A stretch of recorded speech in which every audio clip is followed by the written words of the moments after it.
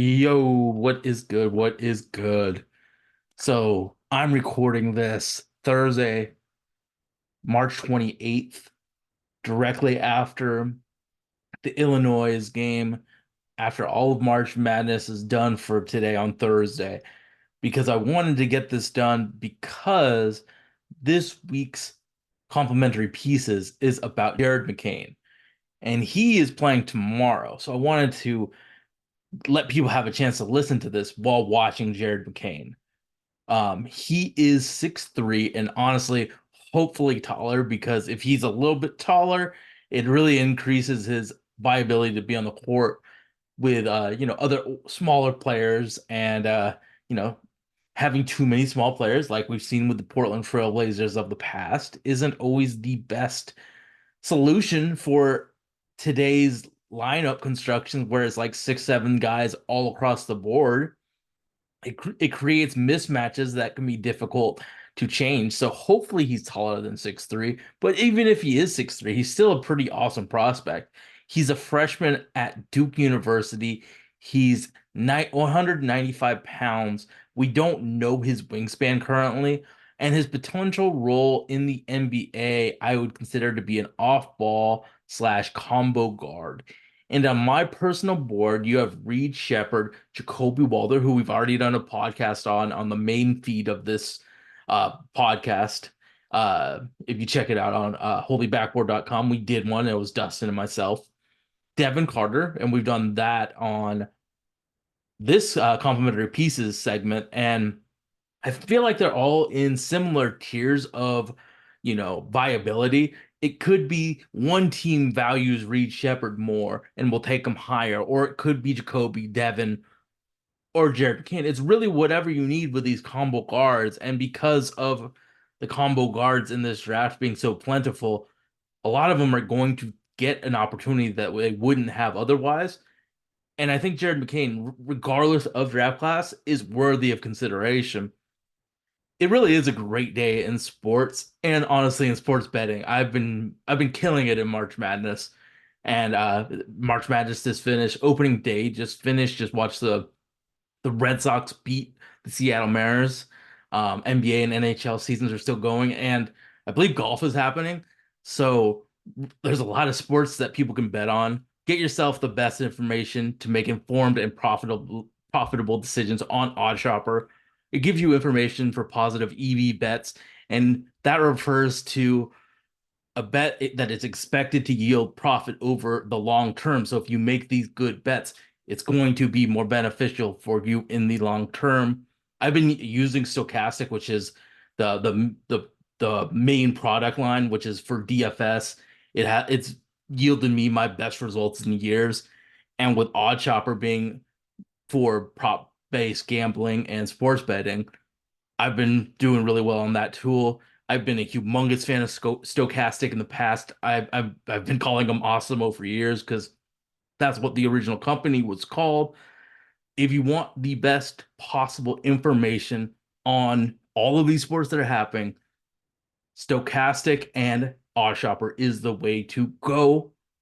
And that is my one ad for this podcast. Let's get back to Jared McCain, which is the reason why you're listening.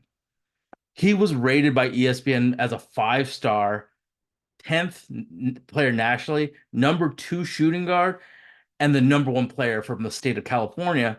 And we know that state gives a lot of really good basketball talent. I think the number 1 thing you talk about with Jared McCain, excuse me, is how great of a shooter he is. I think that is the one thing you look at. You see Jared McCain spotting up and shooting threes, and it's like he's one of those talented shooters. So let's get into it. He's an exceptional shooter with a really quick release. He can move off ball to generate space and make it a much easier pass to him. And he has NBA range. I've seen him in a game against Florida State where he was shooting it from the logo. So you know how Chris Murray sometimes struggles with his shot because he took a lot of shorter threes. The college three is shorter than the NBA three. Well, with Jared McCain, you really don't have to really worry about that because he's taking stuff from NBA range and past NBA range. So the switch from the college three to the NBA three really won't be as big of a deal to him as it is to other prospects that hug the 3-point line. So his relocation skills are really awesome. He's finding open spaces, and that makes it a lot easier for guards to find him, or in the Duke scheme, Filipowski to find him on movement threes, on off-ball movement, just to get him an easy shot. And since we're talking about catch and shooting so much, I've noticed that his shot mechanics are really special. If they pass him the ball, he doesn't bring the ball down. It keeps it in the position that he catches it and is able to shoot it much quicker than other players. Some dudes bring the ball up and start their release. With Jared McCain, he stays in, he catches it and it stays up. So that speeds up the shot and how fast it goes because the less movement in his shot, and it allows him to get off in a more open shot compared to other guys that don't have the form that he has.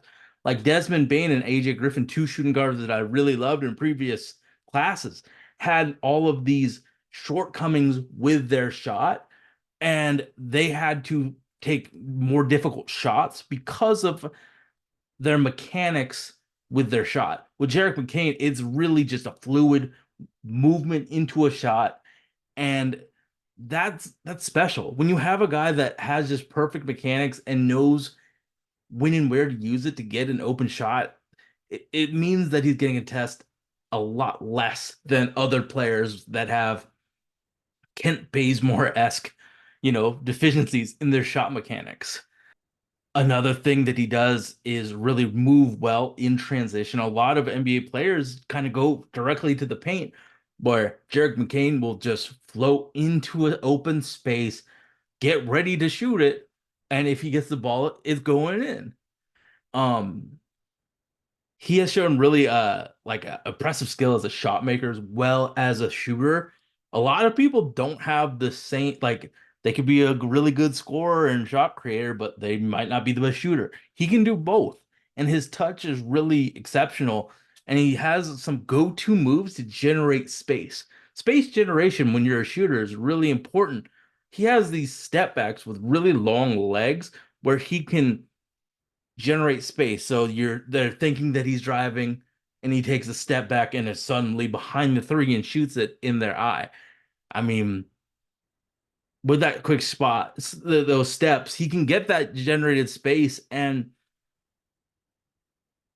when he decides to drive, instead of putting him in that step back, he can use that and dribble into the paint and try and use his really nice touch as a finisher. He has amazing touch as a basketball player. So it offensively, he isn't the most athletic, but he makes up for what he's doing because he is very intelligent and has a lot of feel to the game, and he's really strong. So he's going to do a lot of bumps and he'll jump into the defender to give him that space. So as a driver, if he can utilize all that strength for those crafty moves, I think it'll be good. Defensively, I think he also has that intelligence where he can make his mark on the game. He's not going to be one of those, Herb Jones lock you up, but what he can do in the help side defense and in team defense is he's not going to be attacked like some players will be.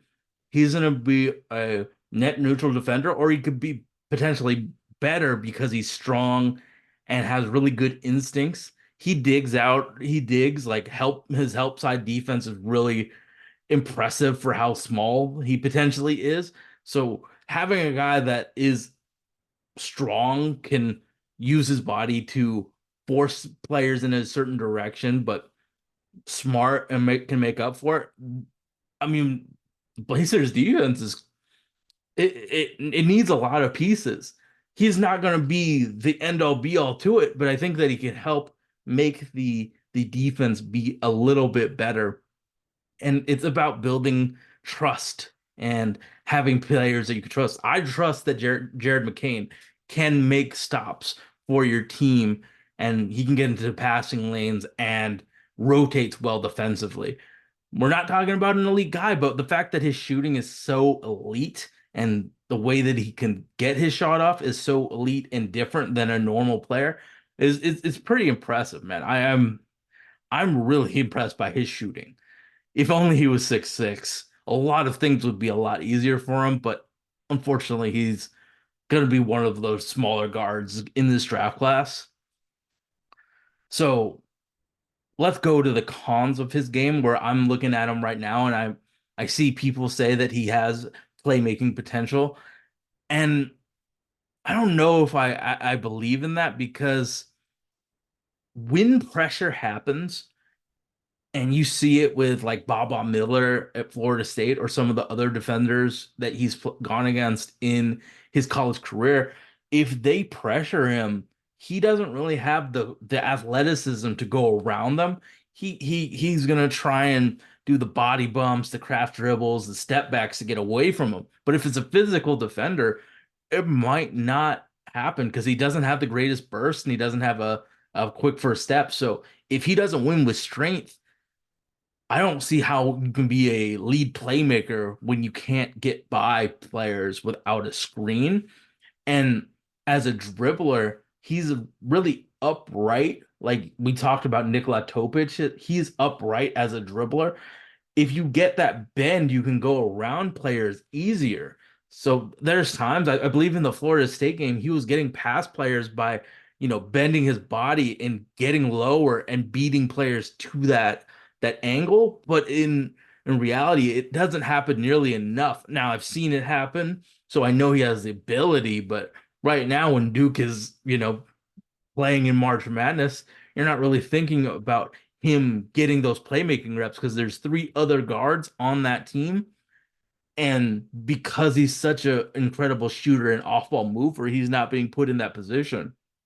So he's not getting the reps that, if he went to a different college, he would be getting those reps because he would be, a higher rated player. I mean, he still is a 5-star, but you're playing for Duke and you have Flip getting so much usage as well.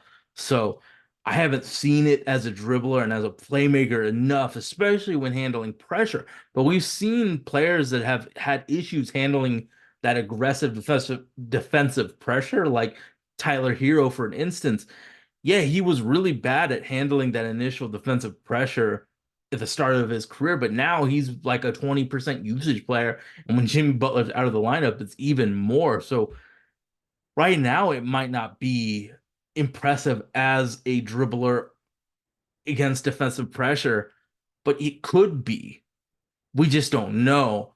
But I would not classify him as a natural point guard because of the defensive pressure. He doesn't see some of the very easy reads that Duke has allowed, like, a pick and roll where Filipowski is open. He doesn't get the ball because of the vision might not be as good as it is, especially with pressure. Now he does have craft in his handle. I talked about the step backs and some of those dribble bumps to get that space. But again, with pressure, I don't see it nearly enough. And when he drives, I've seen it where he might take too many steps in the drive or not enough. I do like him foul baiting some of those plays when players get up. He'll go into him and draw the foul. But I feel like he doesn't make it easy enough for himself when he gets into the paint to score because there's not enough reps for him to really rep it out. So when I see people say he could be a point guard, it makes me think maybe. But I think when you're slotting him in on your lineup card or putting him in your lineup, you're not thinking of him as a lead ball handler. You're thinking of them as potentially a second side creator, but you're really thinking about that elite shooting that Jared McCain has. Now, let's talk about his fit for the Portland Trailblazers, since all of this stuff is under a Blazers thought process, since the Holy Backboard is dedicated to the Blazers. I'm on the Holy Backboard podcast page with these missing pieces. So let's imagine the fit with the Portland Trailblazers. I think if he ends up being taller, like he's 6'3", but if there's potential of, the combine seeing what his actual size is, and I think this is the case for a lot of people. If he's smaller than he's what's projected, it's not as good. And if he's taller, because of all the other short guards, it is more of a diversifying factor in putting trust in him in a relatively high draft pick. Because I see him, someplace between 7 and 15 on a lot of draft boards. So people are really seeing what he can do and appreciate the shooting and the touch and the movement abilities. All of that stuff is wonderful. But if it's in a 6'4", 6'5" body, it makes it so much easier to picture him with your other skill players and your starting lineup. He's a really nice connective piece, but if he can be a 6'4" connective piece, it's much better than a 6'2" connective piece. But because of his shooting, his base shooting, he is a really nice, in theory, player on this team because he's going to help Scoot Henderson get more space. He's going to help Shade and Sharp get more space. All of the things that the Blazers have issue with is a lack of spacing. Having a guy that is a knockdown shooter and can move into places to make passes easier, it's it's a really positive thing. I just got a text message from Ryan Buchanan, who's a very good follow in Blazers media, and he does a lot of draft stuff as well. But I think his fit with the team is really nice because of his shooting. Now, if he adds a secondary playmaking, that's great. And Blazers need more educated and high IQ players with great feel. So that would be awesome. But I think he could be a really nice connective piece. I just don't know how fans are gonna feel about another 6'3" guard, another 6'3" guard. And yeah, we've had success on it. But I think that Jared McCain is different than Dame, Anthony, and Scoot because he isn't going to be demanding the ball. He's going to be stretching the floor and shooting. And then because he's strong and can play defense, he could fit. But it isn't as easy of a fit as you would think with like a Dalton Connect who's 6'6" and plays taller.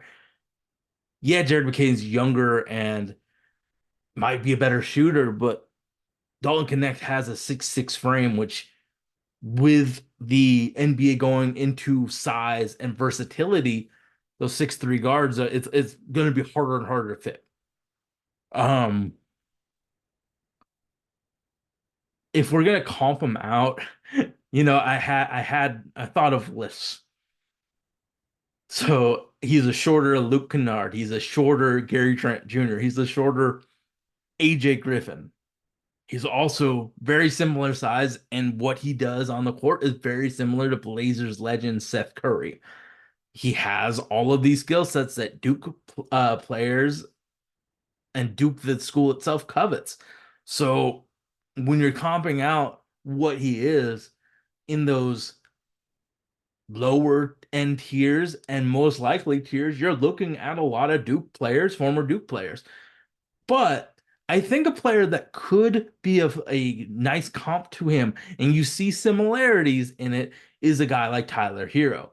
Both have really elite touch, both are really good shooters, and they've struggled with opposing teams adding pressure on them when the ball is in their hand. So, I mean, yeah, I named a lot of Duke guys in that list of comps. And yeah, they know what they like. But I think Tyler Hero is a guy that you can look at and say, yeah, you have all of this amazing skill set with your shooting and your touch. But look what happened when Tyler Hero went to the lab and developed dribble moves to handle defensive pressure. And we're seeing with Anthony Simons when Ayo Dosunmu guarded him when they played the Bulls. Dealing with aggressive defensive pressure is difficult.